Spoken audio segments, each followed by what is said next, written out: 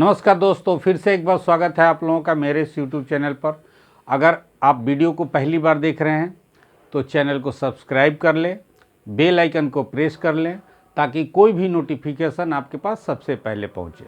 मैं ज्योग्राफी से related video बनाते रहता हूं, इसलिए आपको सबसे पहले इसका नोटिफिकेशन मिले। आज हम लोग जिस टॉपिक पर चर्चा करेंगे वह है अपवाह प्रतिरूप, यानी ड्रेनेज पैटर्न। ये जो नदियां हैं, इन नदियों का क्या पैटर्न है, किस वे से ये नदियां बहती हैं। जब नदी का जन्म होता है तो नदी जब माउंटेन स्टेज में होती है, या वो किसी झील से निकलती है, या वो किसी पठार से निकलती है, या किसी पहाड़ी से निकलती है, तो उसका क्या क्या पैटर्न होता है, किस तरीके से नदी जो है स्ट्रक्चर को बनाती है। तो सबसे पहले हम लोग पढ़ेंगे यहाँ जाली नुमा अपवाह तंत्र, यानी कि ट्रियलिस्टिड ड्रेनेज पैटर्न। यानी इसमें आप देखिएगा तो आपको यहाँ पर ये नदियों का जो सिस्टम है ये जाली नुमा दिखाई दे रहा है। आप ध्यान से इस चीज को समझिए, ठीक है। ये देखिए, ये कह रहा है कि रीज यानी कि कटक है, कोई ये माउंटेन है, और इस माउंटेन से यहां से ईस्ट की तरफ ये नदी निकल रही है, ठीक है। बात को थोड़ा बारीकी से समझ लेना है, बात समझ में आ जाएगी। यहां से ये नदी इस कटक से ईस्ट की तरफ निकल रही है। ये भी नदी उसी तरीके से उसी पैटर्न को फॉलो कर रही है, यानी ये वेस्ट टू ईस्ट ये नदी निकल रही है। लेकिन इस कटक से आप यहां पर देख सकते हैं, इस कटक से जो नदी निकल रही है वो ईस्ट टू वेस्ट बह रही है, ठीक है। और ये इस तरीके से नदी बह रही है और पैरेलल चल रही है एक दूसरे के।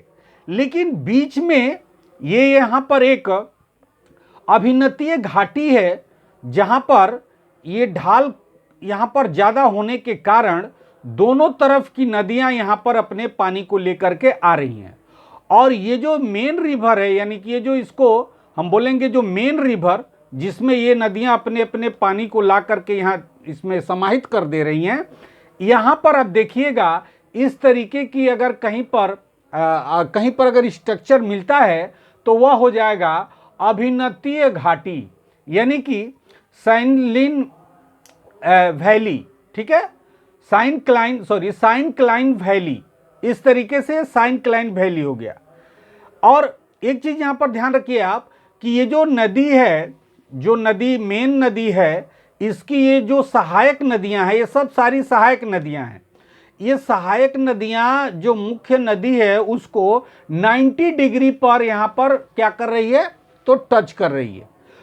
ऐसे अगर स्ट्रक्चर कहीं पर दिखाई पड़ता है तो ऐसे नदी को नॉन अनुवर्ती नदी कहा जाता है, यानी कि कॉन्सिक्वेंट रिवर कहा जाता है, जो 90 डिग्री पर आकर के एक नदी से मिले। जैसे सपोज कीजिए यहाँ पर मैंने इस चीज को बताया, जैसे मान लीजिए ये कोई मेन नदी है, ये इस तरीके से बह रही है, और एक नदी यहाँ पर आकर के इधर से अगर मिल गई तो ये जो एंगल बनेगा ये 90 डिग्री का बनेगा, ठीक है। ये एक तरफ से अगर हम देखें कहीं से इधर से तो ये 90 डिग्री, तो 90 डिग्री पर ये और ये जो 90 डिग्री का यहाँ पर कोण बन रहा है, एंगल बन रहा है, ऐसे सिस्टम में अगर नदी बह रही है तो इसको हम लोग बोलेंगे अनुवर्ती नदी, ठीक है। और इस नदी को हम लोग लॉन्गिट्यूडनल रिवर भी बोल सकते हैं। यहाँ पर आप देखिए वही स्थिति है, यहाँ पर भी इस कटक से ईस्ट से वेस्ट की तरफ नदी एक आ रही है, और ये अपना पूरा का पूरा पानी इस मेन नदी में ला करके समाहित कर दे रही है, यानी कि पूरा छोड़ दे रही है, और ये नदी आगे की तरफ बढ़ रही है। तो इस तरीके से ये जो स्ट्रक्चर दिखाई पड़ रहा है यह क्या हो गया, तो जाली नुमा अपवाह तंत्र हो गया, ठीक है।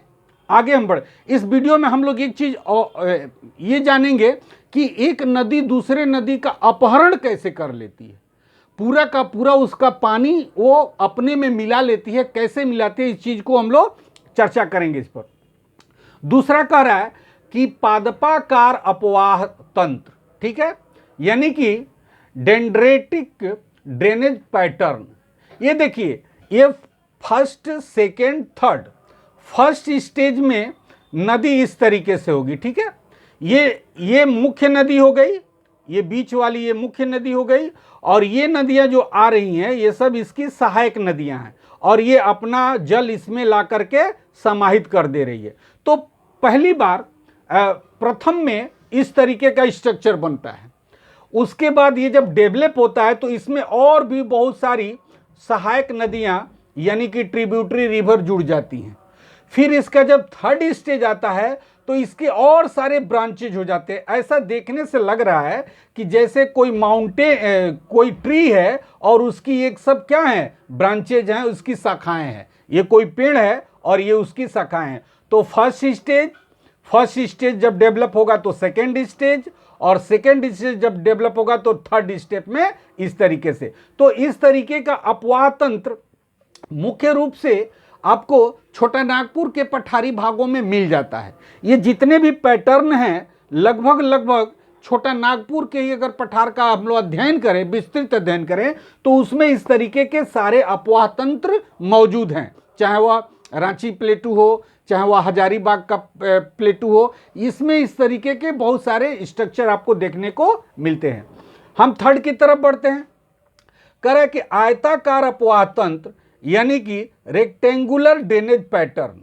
इसमें देखिए नदियां जो बह रही हैं और अपनी सहायक नदियां मुख्य नदी में मिल रही है, तो यहाँ पर देखिए आयत की तरह इनका स्ट्रक्चर है, आप यहाँ देख सकते हैं। तो इस तरीके का कहीं भी स्ट्रक्चर आपको अगर दिखाई पड़ रहा है तो ये आप समझ लें कि ये क्या है, ये आयताकार अपवाह तंत्र है। नदी इस तरीके से आयताकार अपवाह तंत्र से होकर के बह रही है। इसके बाद हम नेक्स्ट आते हैं। यहां पर कह रहा है अरीय अपवाह तंत्र यानी कि रेडियल ड्रेनेज पैटर्न।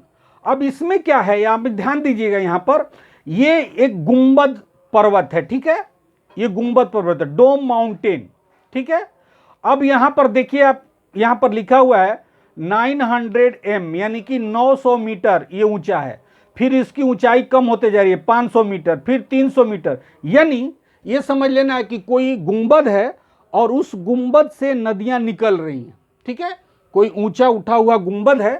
तो यहां पर अब देखिए एक नदी और ये दूसरी नदी, ये दोनों आकर के मिल गई और यहां से ये मुख्य नदी के रूप में आगे की तरफ बढ़ रही हैं। फिर यहां भी उसी तरीके से हो रहा है, ये छोटी छोटी नदियां आकर के मिल करके एक बड़ी नदी के रूप में आगे की तरफ बढ़ रही है, और उस गुंबदीय पर्वत के यानी डोम माउंटेन के चारों तरफ से इस तरीके का ड्रेनेज पैटर्न आपको यहां दिखाई पड़ रहा है। इसके बाद हम नेक्स्ट में आते हैं। यहां पर आप देखिएगा तो इसका उल्टा हो गया। यहां पर क्या है, अब इसमें हम लोग जो पढ़े थे कि कोई गुंबद है, कोई ऊंचा उठा हुआ भाग है, वहां से नदियां निकल करके गहराई की तरफ जा रही हैं। यहां पर क्या है, उल्टा है, यहां पर डीप की तरफ आ रही हैं नदियां, माने ऊंचाई से गर्त की तरफ, यानी कि डिप्रेशन की तरफ आ रही हैं, गर्त की तरफ आ रही हैं। यहां पर देखिएगा 300 मीटर इसकी ऊंचाई है। ये एक्चुअल में जो है ये लाइंस है जो मैंने आप लोगों को कंटूर लाइंस में बताया था। ये कंटूर लाइन का मेजरमेंट होता है, उसी से पता चलता है कि हाइट है या लो है या डीप है। तो 300 मीटर है, फिर 400 मीटर, फिर 500 मीटर। देखिए इसमें जैसे जैसे हम बाहर की तरफ जा रहे हैं ऊंचाई बढ़ रही है, और इसमें जैसे जैसे हम अंदर की तरफ जैसे जैसे हम ऊपर की तरफ जा रहे थे ऊंचाई बढ़ रही है। यहाँ पर कम हो रही है, यहाँ पर बढ़ रही है। तो ये गर्त है। अब देखिए एक नदी इधर से आई, दूसरी नदी इधर से आई, ये दोनों आके मिली और ये फिर मेन नदी होकर के इस गर्त में जा रही है। यानी कि यहाँ पर कोई बहुत डिप्रेशन वाला जमीन है जहाँ पर नदी अंदर की तरफ नीचे की तरफ जा रही है। ठीक सेम पैटर्न यहाँ पर है। ये अब बाहर से नदियाँ आ रही हैं और अंदर की तरफ जा रही हैं, ठीक है। ये इस तरीके से आप देख सकते हैं, इस तरीके से बाहर से अंदर की तरफ। नेक्स्ट कह रहा है कि गुंबदीय पर्वत यानी कि वलयकार अपवाह तंत्र, ठीक है, यानी कि एनुलर ड्रेनेज पैटर्न। इसमें क्या हो रहा है, इसमें भी कोई गुंबदीय पर्वत है। आप देख सकते हैं यहाँ पर एक गुंबद है और डोम माउंटेन है जिसकी ऊंचाई यहाँ पर दिया हुआ है, ये 900, फिर 500, फिर 400, फिर 300। यानी ये भी क्या है, तो कोई ऊंचा उठा हुआ गुंबद है और वहां से नदी जो है निकल रही है, लेकिन इस पैटर्न से ये पैटर्न अलग है। यहाँ पर देखिए एक नदी इधर से आके मिल रही है, एक नदी इधर से आके मिल रही है, फिर एक नदी इधर से आके मिल रही है, एक नदी, अब ये फिर मेन नदी हो जा रही है और यहाँ से ये इन सारी नदियों का पानी लेकर के आगे की तरफ बढ़ती है।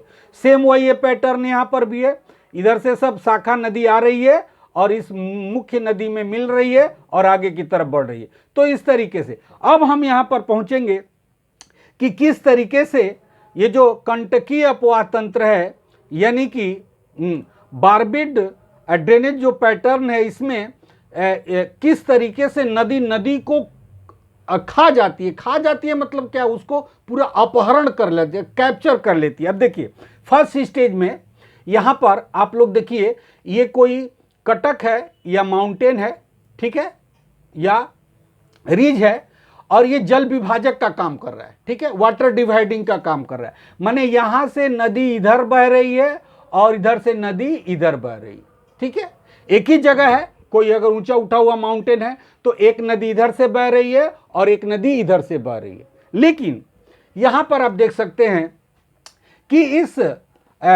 जो जल विभाजक जो ये लैंड है, जमीन है जो ऊंची उठी हुई है, तो यहाँ से जब नदी इधर की तरफ बह रही है, यानी पश्चिम की तरफ बह रही है, और यहाँ से नदी पूरब की तरफ बह रही है, तो स्वाभाविक बात है कि नदी का जहाँ पर उद्गम स्थल है, जहाँ पर नदी का सोर्स है, वहाँ पर नदी थोड़े से कटाव का काम करेगी, ठीक है। और यहाँ से कटिंग करते करते ये नदी भी इधर से काट रही है, ये नदी भी इधर से काट रही है, यानी कि ये जो ऊंचा उठा हुआ भाग है या जो ये पठार है या पहाड़ी है, इसको नदी दोनों तरफ से काट रही है। अब सेकेंड फेज में क्या होगा कि पूरा का पूरा इरोजन कर ली, माने ये वाला जो पार्ट है वो पूरा का पूरा क्या हो गया, इरोजन से अपर्दन हो गया। अब इस अपर्दन के कारण क्या हुआ कि यहां से जो नदी पश्चिम की तरफ बह रही थी, इस नदी ने क्या किया, इसका जल अपने तरफ खींच लिया। अब देखिए यहां पर मैंने एरो देकर के समझाया है, ये नदी इधर बह रही है, ये नदी इधर बह रही है, लेकिन सेकेंड फेज में क्या हो रहा है कि ये नदी जो है वो अपना पूरा का पूरा पानी इस नदी को दे दे रही है, और ये नदी यहाँ जा रही है, फिर इसमें मिल रही है, और फिर ये नदी मुख्य नदी, फिर इसमें बहुत सारी शाखा नदियाँ हैं। लेकिन यहाँ पर आप देखिए ये नदी तो इधर आ रही है, यहाँ पर ये नदी इधर आ रही थी, अब ये नदी उल्टा बहने लगी, ठीक है। अब ये पूरे अपने जल को लेकर के कहाँ पर, इस नदी के तरफ चली जा रही है, और इस नदी की जो सहायक नदियां हैं वो तो अपना काम कर रही हैं। यहाँ से ऊपर से एक नदी आके इसमें मिल रही है, इधर से एक नदी आके मिल रही है, लेकिन इस फेज में जो पानी इधर जाता था, इस फेज में पानी इधर होते हुए इस तरीके से इस नदी में आकर के मिल रहा है। तो इस तरीके से नदी जो है वो क्या करती है, वह इसको सरिता अपहरण कहा जाता है। माने सरिता, एक नदी दूसरे नदी के पूरे पानी को अपने में मिला लेती है, इसी को कहते हैं सरिता अपहरण, जल विभाजक, ठीक है। और कंटकीय अपवाह में इस तरीके का पैटर्न देखने को मिलता है। तो आशा करते हैं वीडियो अच्छा लगा होगा तो कमेंट करके जरूर बताइएगा। तब तक के लिए इतना ही, फिर मिलेंगे एक नए वीडियो के साथ, तब तक के लिए धन्यवाद।